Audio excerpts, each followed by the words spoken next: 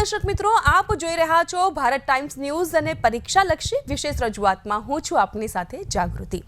દર્શક મિત્રો, પરીક્ષા નજીક આવી રહી છે, પરંતુ કઈ પરીક્ષા? તો બોર્ડની પરીક્ષા નજીક આવી રહી છે અને ખાસ કરીને એ બોર્ડની પરીક્ષામાં કેવા પ્રકારે છેલ્લી ઘડીની તૈયારીઓ ચાલી રહી છે. તો બેલેન્સ કેવી રીતે કરવું, ટાઈમ મેનેજમેન્ટ હોય, ફૂડ મેનેજમેન્ટ હોય કે પછી તમારા સબ્જેક્ટને લઈને તમારે કેવી રીતે એને મોડિફાઈડ કરીને કેવી રીતે શોર્ટલી તેને યાદ રાખવા ટોપિક્સને, આ તમામ બાબત ઉપર આજે આપણે ચર્ચા કરવાના છે. અને ચર્ચા કરવા સ્ટુડિયોમાં જોડાઈ ચૂક્યા છે શિક્ષણવિદ એવા ડૉક્ટર સાગર પંડ્યા. ડૉક્ટર સાહેબ, સ્વાગત આપનું સ્ટુડિયોમાં. આભાર. કેમ છો? બહુ જ મજામાં. અને તમે અમને અહીંયા બોલાવ્યા અને આ એક તક મળી વિદ્યાર્થીઓ સાથે આપણા વિચારો શેર કરવાની, એના માટે ખૂબ ખૂબ આભાર. Thank you so much sir. Sir, ખાસ કરીને તો શરૂઆત ત્યાંથી જ કરવી છે કે હવે બહુ જ ઓછા દિવસ પરીક્ષાને લઈને છે. બોર્ડની એક્ઝામમાં સ્ટાર્ટિંગમાં ભલે આપણે ટાઈમ મેનેજમેન્ટને ના ફોલો કર્યું હોય, પ્લાનિંગને ફોલો ન કર્યું હોય, પરંતુ આ છેલ્લા દિવસોમાં આપણે શું ફોલો કરી શકીએ ટાઈમ મેનેજમેન્ટ, પ્લાનિંગને? હા, તો કેવી રીતે? હવે પરીક્ષાનો સમય જેમ જેમ નજદીક આવતો હોય છે ત્યારે ઓબ્વિયસ છે કે વિદ્યાર્થીઓમાં પણ એક ચિંતા હોય અને એમને પણ એક કોન્શિયસ થઈ જાય કે હવે એક્ઝામમાં પણ તૈયારી કેવી રીતે કરવી અને પ્લાનિંગ કઈ રીતે કરવું. એમણે પહેલાં ઘણું બધું વાંચ્યું હોય છે, ઘણા બધા પુસ્તકો હોય છે એમની પાસે, અને અલગ અલગ પ્રકાશનના કદાચ એમની પાસે અલગ અલગ રેફરન્સ મટીરિયલ્સ પણ હોઈ શકે. આજકાલ ડિજિટલ જમાનો છે, ઇન્ટરનેટનો જમાનો છે, અને આપણી પાસે એવા ઘણા સાધનો છે કે જ્યાંથી આપણે નોલેજ મળશે. પણ અહીંયા આપણે એ જોવાનું છે કે સમયને સાચવીને આપણે કઈ રીતે કામ કરી શકીએ જેથી કરીને આપણે આપણો ટાર્ગેટ છે એ પૂરો કરી શકીએ, આપણે આપણા ટાર્ગેટની વધારે નજીક જઈ શકીએ. હવે આપણે જો બધું જ કરવા જઈશું તો ઓબ્વિયસ છે કે કંઈકનું કંઈક છૂટી જશે અને એનાથી આપણો કોન્ફિડન્સ જે છે એ ડાઉન જશે. તો આપણે શું કરવું જોઈએ? વિદ્યાર્થી તરીકે એમણે પોતે પોતાનું ટાઈમ ટેબલ બનાવી દેવું જોઈએ અને સવારથી લઈને સાંજ સુધીનો એ પ્રોપર ગેપ સાથેનો, અને સાથે સાથે એમણે પોતાના ન્યુટ્રિશનનું પણ ધ્યાન રાખવું જોઈએ. કારણ કે જરૂરી નથી કે ફક્ત અભ્યાસમાં જ ધ્યાન આપે અને એની કારણે એના ઘણા બધા બીજા આસ્પેક્ટ છે એ છૂટી જાય. કારણ કે એ જો નિગ્લેક્ટ થશે તો પણ એવું થઈ શકે છે કે એમનું જે ડિઝાયર્ડ રિઝલ્ટ છે એમને નહીં મળી શકે. તો સમય એને સાચવવો બહુ જરૂરી છે. સાથે સાથે પોતાના હેલ્થનું પણ ધ્યાન રાખવું જોઈએ અને એની સાથે એમણે પ્રોગ્રામ બનાવવો જોઈએ. જ્યારે એ પોતે તૈયારી કરે છે ત્યારે મોસ્ટલી આપણે લિસનિંગ, સ્પીકિંગ, રીડિંગ અને રાઇટિંગ એ રીતે આપણી 4 સ્કિલ્સ છે.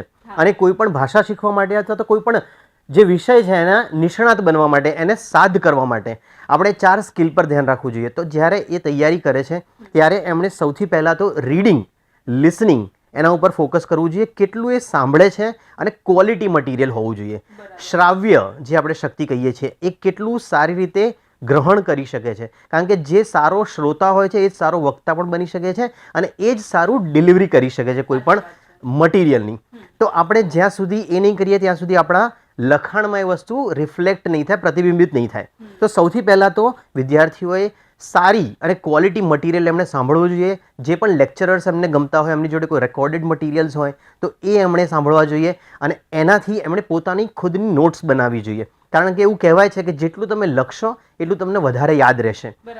અને જ્યારે તમે લખતા હો છો ત્યારે બાય પ્રોડક્ટ તરીકે તમે રીડિંગ પણ કરતા હો છો અને તમારા માઇન્ડમાં એ વસ્તુ કોન્સ્ટન્ટલી એક રિપીટ, એક ટેપ રેકોર્ડર જેમ ચાલતું હોય એ રીતે એક તમારા બેક ઓફ ધ માઇન્ડ ચાલતી હોય છે. તો જો એ કરશો તો તમને ડેફિનેટલી એની હેલ્પ મળશે.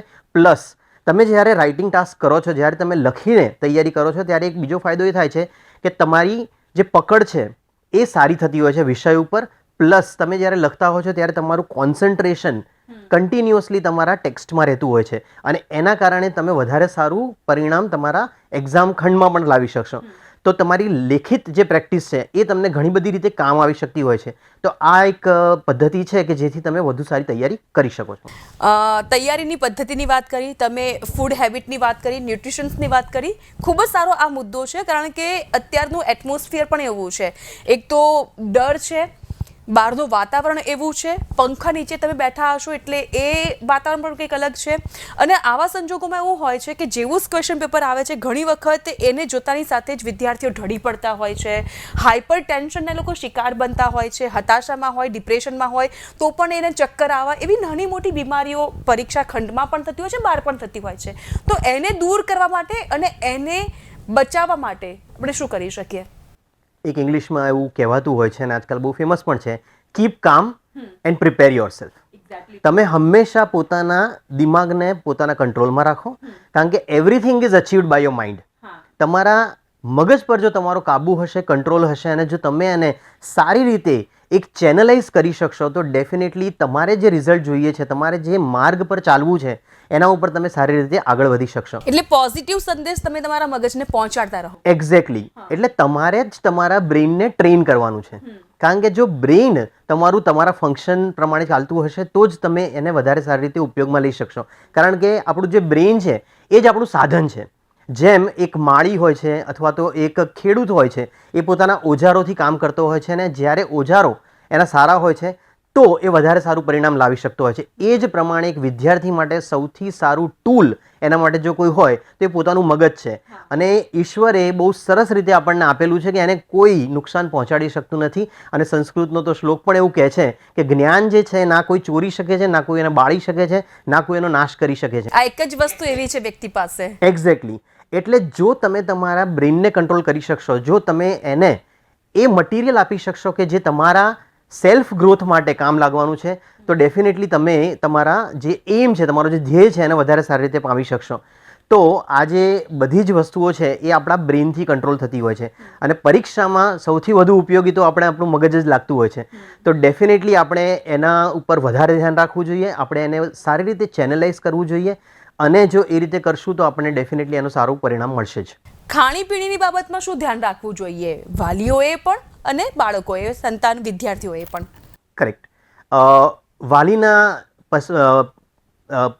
પોઈન્ટ ઓફ વ્યૂથી આપણે ચાલુ કરીએ. કારણ કે ઓબ્વિયસલી સ્ટુડન્ટ્સ જ્યારે પ્રિપેરેશન કરતા હોય છે ત્યારે વાલી તરીકે માતા અને પિતા બંને એ એવું એક ઈચ્છતા હોય કે હું મારા બાળકને સૌથી સારું એક એટમોસ્ફિયર પ્રોવાઈડ કરું અને એમાં ફૂડનું પણ ખાસ ધ્યાન રાખવું જેથી કરીને એને સારું એક પૌષ્ટિક આહાર મળી રહે. હવે એમાં ઘણા બધા આસ્પેક્ટ્સ ઇન્વોલ્વ થતા હોય છે. વિદ્યાર્થીઓ જ્યારે કોઈ પણ વસ્તુની ડિમાન્ડ કરતા હોય છે ત્યારે આપણે એમને સમજાવવાની ફરજ બને છે માતા પિતા તરીકે કે એમના માટે કઈ વસ્તુ સારી રહેશે જેથી એમની જે હેલ્થ છે, એમની જે તબિયત છે એ બગડે નહીં. જંક ફૂડ આપણે ઓબ્વિયસલી કહેતા હોઈએ છીએ કે એને ટાળવું જોઈએ, પણ સાથે સાથે આપણે ભારે ખોરાક પણ ના લેવો જોઈએ. કારણ કે એનાથી આપણને ડેફિનેટલી ઘેન ચડતું હોય છે અને એના કારણે પછી આપણું જે આળસ જે વધી જતી હોય છે અને આપણે ઓબ્વિયસલી એમાં પછી પ્રિપેરેશન ન કરી શકીએ.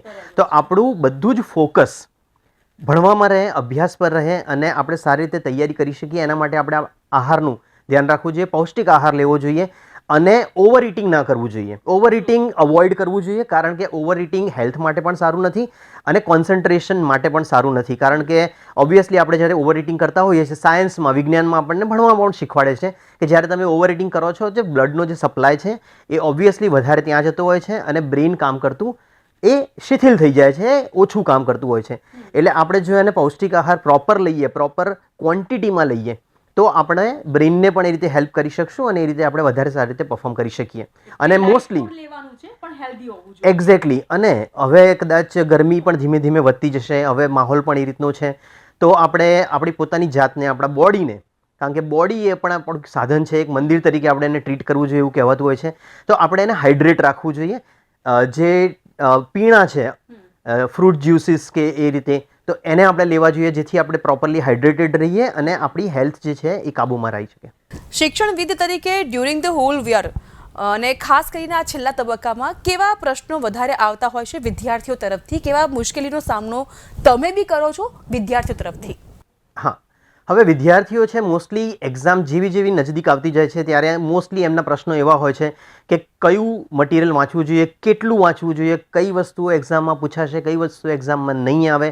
અને એ બધા આસ્પેક્ટ્સને ધ્યાનમાં રાખતા એક પાયાની વાત આપણે જો કરીએ તો એ એવી છે કે એમને જે વધારે આવડે છે એ એમણે વધારે કરવું જોઈએ.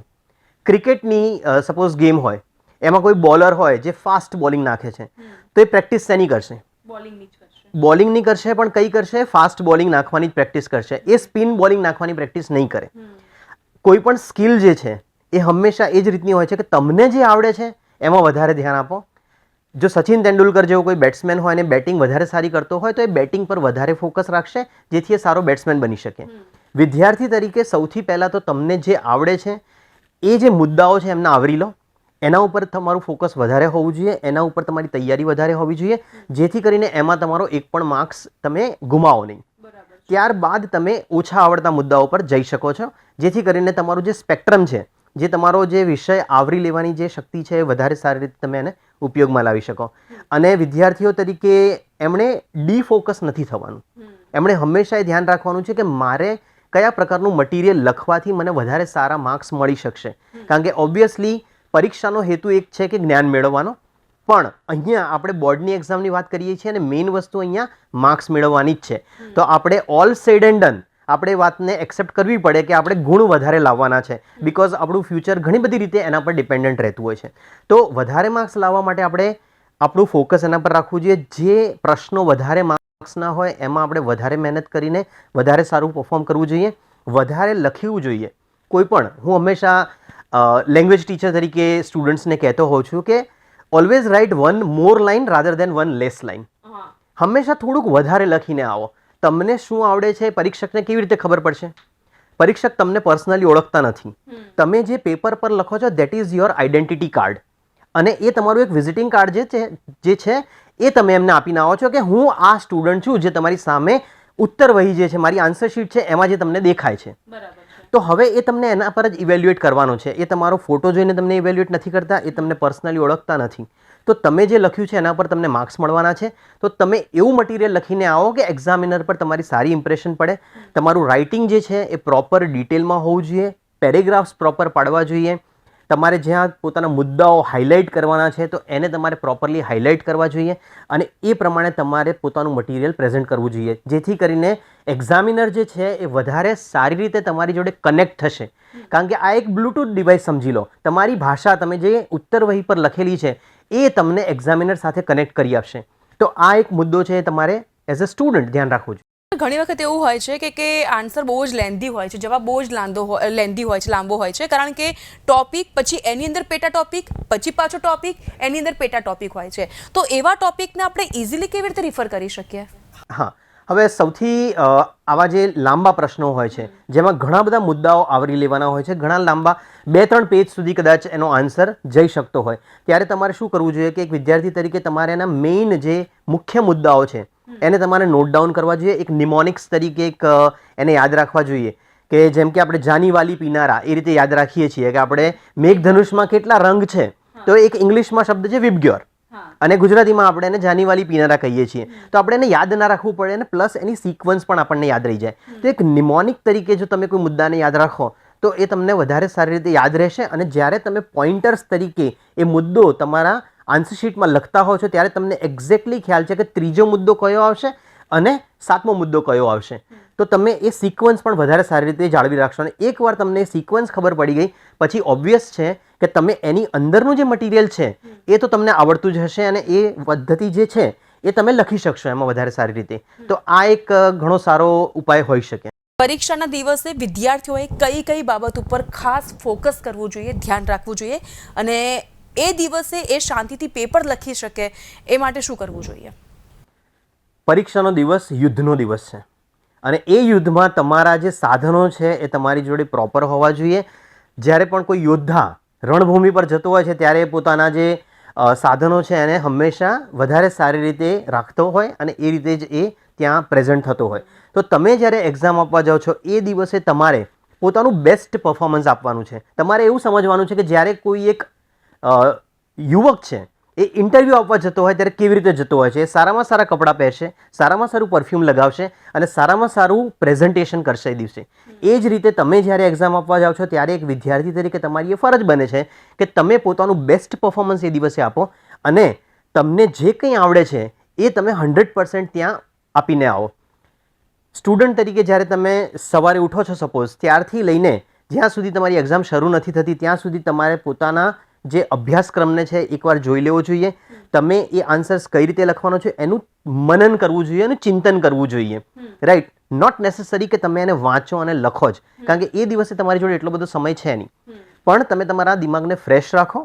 તમે સમજો કે હવે તમારે જ્યારે એક્ઝામ આપવાની છે ત્યારે 3 કલાક ત્યાં બેસવાનું છે, તમારે ત્યાંથી હલવાનું નથી, અને તમારે પોતાનું બેસ્ટ પરફોર્મન્સ એ વખતે આપવાનું છે. તો તમે શું કરશો, એ વખતે તમારા જે પણ મુદ્દા છે એને તમારા દિમાગમાં એકવાર રિવાઇન્ડ કરી લો, અને એને કેવી રીતે પ્રેઝન્ટ કરશો, પેરેગ્રાફિંગ ક્યાં કરવાનું છે, કેટલા મોટા ફોન્ટમાં લખવાનું છે, અક્ષર કેવા હોવા જોઈએ, અને એ મુદ્દાનો પેરેગ્રાફ કેવી રીતે ચેન્જ થશે, આ બધી જ વસ્તુઓને ધ્યાનમાં રાખતા તમારે એને પ્રેઝન્ટ કરવું જોઈએ. આ ખૂબ જ સંવેદનશીલ મુદ્દો સવાલ હું તમને પૂછવા જઈ રહી છું. ઘણી વખત પ્રશ્નપત્ર નથી સારું ગયું, રિઝલ્ટ આવશે એટલે મને ખબર જ છે કે હું ફેલ જ થવાનો છું ઓર થવાની જ છું.